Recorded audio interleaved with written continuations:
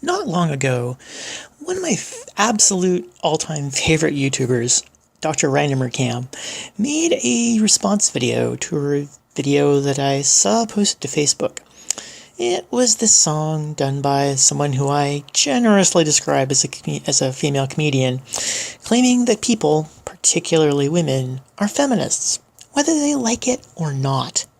For me, this was made worse by the fact that the person who posted it, the original video, was someone that I sort of thought of as a friend, but no, not so much. To be honest, it made me uniquely angry. And when the good doctor did his awesome response video to it, which I highly recommend, it did make me feel a little bit better, but I still felt the need to throw my 2 cents in on this one. Now, let me start by saying that I believe very strongly in the concept of free will. I see it as a fundamental reality. I believe that every sapient creature has a certain level of agency. They have self-determination. They are easily capable of making small, simple, basic decisions for themselves, such as going somewhere warm when they're cold, or eating when they're hungry, or simply making the decision for themselves as to whether or not they personally believe in a particular thing or not. Thus, I feel that it is fundamentally wrong to tell another person whether or not they have made a conscious decision to join a particular ideology, in this case, feminism. This, for me, seems a lot like telling someone else what they think.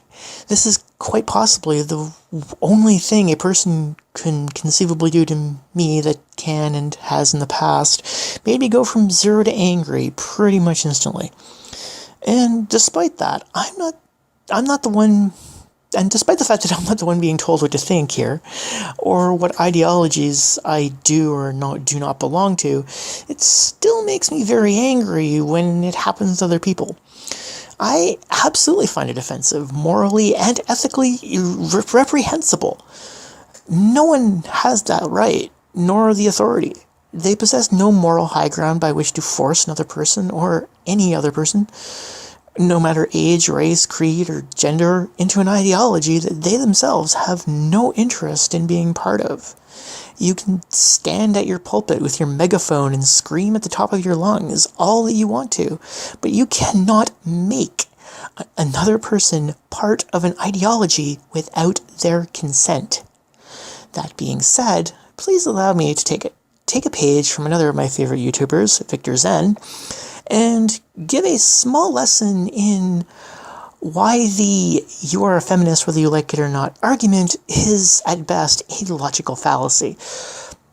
I personally believe in the laws of physics, particularly the one that states that energy and matter can neither be created nor destroyed. This means that all matter and energy in the universe is reused and recycled, which, if you lived thousands of years ago, would probably have made you think of the concept of reincarnation. Does my agreement with the laws of physics therefore make me a Buddhist, seeing as Buddhists believe in reincarnation? I also believe that people with serious genetic abnormalities that can be passed down through generations have a moral obligation not to have children, myself included. Does that make me a Nazi? I also believe that everyone has the right to have a say in government decisions that directly affect them. Does that make me an anarchist? I also believe that governments should provide free basic health care to all their citizens and not just let them die on doorsteps of hospitals. Does that make me a communist?